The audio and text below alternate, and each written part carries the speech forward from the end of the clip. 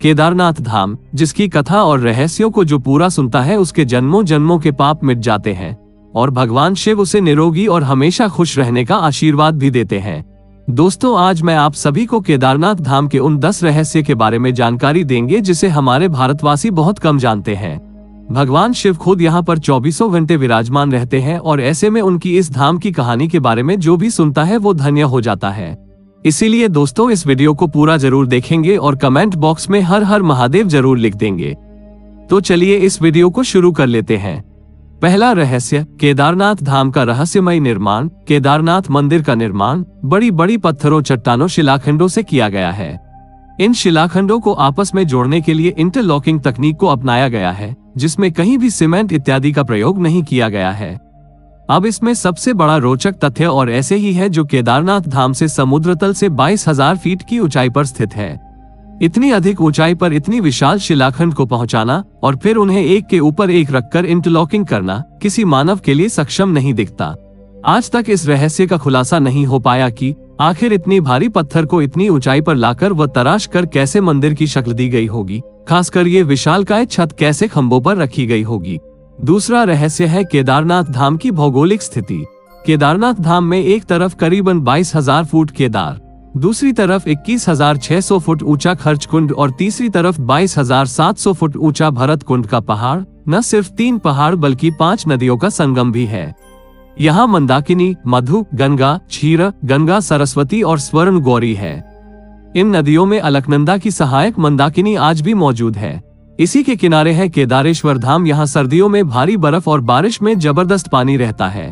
केदार घाटी में दोनों तरफ है नर और नारायण। विष्णु की 24 अवतार में एक नर और नारायण ऋषि की यहाँ तपोभूमि है। दूसरी ओर बद्रीनाथ धाम है जहाँ भगवान विष्णु विश्राम करते हैं। तीसरा, केदार में शिवलिंग की स्थापना कैसे और क्यों हुई।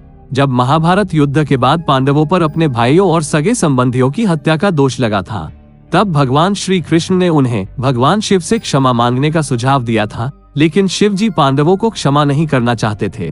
इसीलिए वो पांडवों के सामने न आने के लिए बैल यानी नंदी का रूप धारण कर लिया और पहाड़ों में मौजूद मवेशियों में छिप गए थे।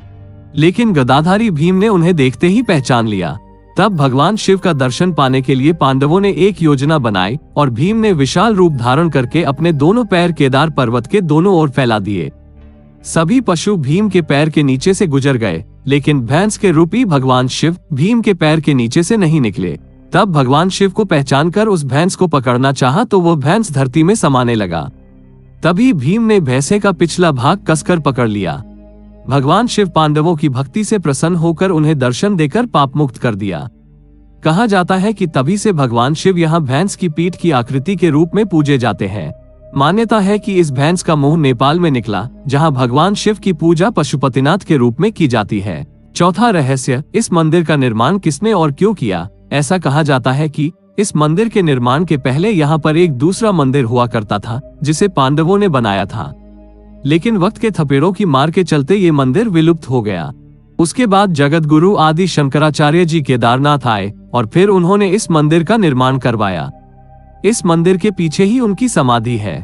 इसका गर्भगृह अपेक्षाकृत प्राचीन है, जिसे 8वीं शताब्दी के लगभग का माना जाता है। पहली 10वीं शताब्दी में मालवा के राजा भोज द्वारा और फिर 3री शताब्दी में मंदिर का जीर्णोद्धार करवाया था। 5वां, केदारनाथ धाम और रामेश्वर धाम का एक सीध में होना। दोस्तों, आपको जानकर आश्चर्य होगा कि एक रेखा पर बने हैं केदारनाथ और रामेश्वरम मंदिर। केदारनाथ मंदिर को रामेश्वरम मंदिर की सीध में बना हुआ माना जाता है। उक्त दोनों मंदिर के बीच में कालेश्वर, श्रीकलाहस्त मंदिर, एकम्रेश्वर मंदिर, कंचीपुरम मंदिर और नटराज मंदिर और रामेश्वर मंदिर आता है। ये शिवलिंग पंचभूतों का प्रतिनिधित्व करती है, लेकिन आज तक इसका खुलासा कोई नहीं कर पाया कि आखिर ये सभी मंदिर एक ही सीध में कैसे और क्यों बनाए गए थे। छठा रहस्य, आखिर केदारनाथ धाम 400 वर्षों तक क्यों और कैसे गायब हो गया। देहरादून के वाडिया इंस्टीट्यूट की हिमालयन जियोलॉजिकल वैज्ञानिक विजय जोशी के अनुसार 3री से 7वीं शताब्दी तक यानी 400 साल का एक छोटा हिमयुग आया था, जिससे हिमालय का एक बड़ा क्षेत्र बर्फ केंद्र में दब गया था। उसमें ये मंदिर क्षेत्र भी था। विज्ञानियों के अनुसार मंदिर की दीवार और पत्थरों पर आज भी इसके निशान देखे जा सकते हैं। दरअसल केदारनाथ धाम का ये इलाका चूराबारी ग्लेशियर का ही एक हिस्सा है। वैज्ञानिकों का मानना है कि ग्लेशियरों के लगातार पिघलते रहने व चट्टानों के खिसकते रहने से आगे भी इस तरह का जल प्रलय या प्राकृतिक आपदाएं जारी रहेंगी। 7वां, केदारनाथ धाम का रहस्यमयी दीपक। दोस्तों, केदारनाथ धाम के साथ साथ यहाँ मौजूद दीपक बहुत रहस्यमयी है। आपको जानकर आश्चर्य होगा कि ये दीपक 6 महीने तक नहीं बुझता। दीपावली महापर्व के दूसरे दिन शीत ऋतु में मंदिर के द्वार बंद कर दिए जाते हैं, लेकिन 6 महीने तक मंदिर के अंदर दीपक जलता रहता है। पुरोहित सम्मान के साथ पट बंद करके भगवान के विग्रह एवं दंडी को 6 महीने तक पहाड़ के नीचे ऊखीमठ में ले जाते हैं।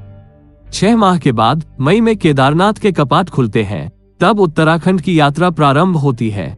6 माह तक मंदिर और उसके आसपास कोई नहीं रहता, लेकिन आश्चर्य की बात यह है कि 6 माह तक दीपक भी जलता रहता है और निरंतर पूजा भी होती रहती है। कपाट खुलने के बाद ये भी आश्चर्य का विषय है कि वैसी की वैसी सफाई भी यहाँ मिलती है जैसे कि मंदिर को बंद करते वक्त छोड़ा गया था। 8वां रहस्य, आखिर क्यों और कैसे लुप्त हो जाएगा केदारनाथ धाम। पुराणों की भविष्यवाणी के अनुसार इस समूचे क्षेत्र के तीर्थ विलुप्त हो जाएंगे। माना जाता है कि जिस दिन नर और नारायण पर्वत आपस में मिल जाएंगे, बद्रीनाथ और केदारनाथ का मार्ग पूरी तरह से बंद हो जाएगा और तब भक्त बद्रीनाथ और केदारनाथ के दर्शन नहीं कर पाएंगे। पुराणों के अनुसार वर्तमान बद्रीनाथ धाम और केदारेश्वर धाम लुप्त हो जाएंगे और वर्षों बाद भविष्य में भविष्य बद्री और भविष्य की धार नाम की नई तीर्थ का उद्गम होगा। 9वां रहस्य, केदारनाथ धाम में मौजूद भीमशिला का रहस्य। वर्ष 2013 में केदारनाथ में आई प्राकृतिक आपदा के बारे में कौन नहीं जानता। यह आपदा इतनी भीषण थी कि लगभग 1000 से ज्यादा भक्तों की मृत्यु हो गई थी और केदारनाथ जाने का मार्ग पूरी तरीके से तहस नहस हो गया था। लेकिन आश्चर्य की बात तो यह है कि मुख्य मंदिर को कुछ भी नुकसान नहीं पहुंचा।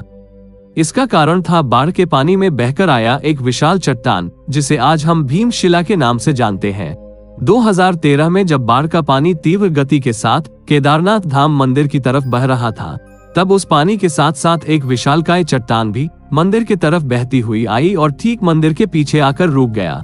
बाढ़ का पानी उस चट्टान से टकराकर 2 भागों में बंट गया और मंदिर के दोनों ओर से निकल गया। इस कारण मंदिर को कुछ भी नुकसान नहीं हुआ था। ये एक चमत्कार था जिसे संपूर्ण विश्व ने देखा था। 10वां रहस्य, केदारनाथ धाम का रहस्यमयी साधु और एक भक्त की सच्ची घटना। दोस्तों, आज से कई सालों पहले एक आदमी केदारनाथ धाम में भगवान शिव के दर्शन करने आया। वो जिस वक्त आया उस वक्त केदारनाथ धाम के कपाट बंद होने वाले थे। उसने पुजारी से भोलेनाथ के दर्शन करने की इच्छा जाहिर की, परंतु पंडितों ने ये बोलकर उसे मना कर दिया कि केदारनाथ धाम अब 6 महीने के लिए बंद कर दिया गया है। ये सुनते ही वो भक्त बहुत दुखी हो गया, परंतु उसने अपने मन में ये संकल्प लिया कि जब तक वो केदारनाथ धाम के दर्शन नहीं करेगा वो यहाँ से हिलेगा तक नहीं। वो भूखे प्यासे बर्फ के ऊपर बैठा रहा। रात हुई और थोड़ी देर के बाद एक साधु उसके पास आया और उसने कुछ खाने के लिए उस भक्त को दिया और फिर उस साधु ने उसके सर पर हाथ फेरा। ये करते ही उस भक्त को नींद आ गई। वो भक्त जैसे ही उठा तो देखा कि कुछ पंडित केदारनाथ मंदिर का दरवाजा खोल रहे हैं। ये देखकर वो मंदिर की तरफ भागा और पंडित से जाकर बोला कि आपने तो बोला था कि अब मंदिर के कपाट ठीक 6 महीने बाद खुलेंगे, लेकिन आपने तो एक ही दिन में इसे दोबारा खोल दिया। ये बात सुनते ही उस पंडित के होश उड़ गए। उस पंडित ने उस भक्त को गौर से देखा और कहा, तुम तो वही भक्त हो ना जो 6 महीने पहले आए थे और दर्शन करना चाहते थे। उस भक्त ने बोला कि हाँ मैं वही हूँ, पर आपने तो कल ही मंदिर के दरवाजे बंद किए थे, लेकिन 6 महीने के बाद आप क्यों बोल रहे हैं। पंडित ने पूछा कि मंदिर के दरवाजे बंद होने के बाद तुम्हारे साथ क्या हुआ था, पहले तुम ये बताओ। उस भक्त ने जैसे ही उस साधु की बात कही कि एक अघोरी बाबा आए और मुझे खाने के फल दिया और मेरे सिर पे हाथ फेरा और मुझे नींद आ गई, और मैं जब जागा तो देख रहे हैं कि आप मंदिर का दरवाजा खोल रहे हैं। पंडित ये बात सुनते ही उस भक्त के चरणों पे गिर पड़ा और कहा कि आप जैसे शिव भक्त को मैं समझ नहीं पाया। भगवान भोलेनाथ ने समय चक्र को पल भर में आपके लिए 6 महीने आगे कर दिया ताकि आपको तकलीफ ना हो। दोस्तों, ये घटना बिल्कुल सच्ची है। भोलेनाथ तो भोले हैं, वो भाव के भूखे हैं, चाहे देव हो या दानव, जिसने उसे मन से पूजा वो उसी के हो गए। तो दोस्तों, ये थे केदारनाथ के 10 वो अनसुलझे रहस्य।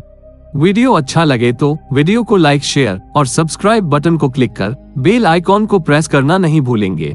तो चलिए मिलते हैं हमारे नए वीडियो के साथ। धन्यवाद।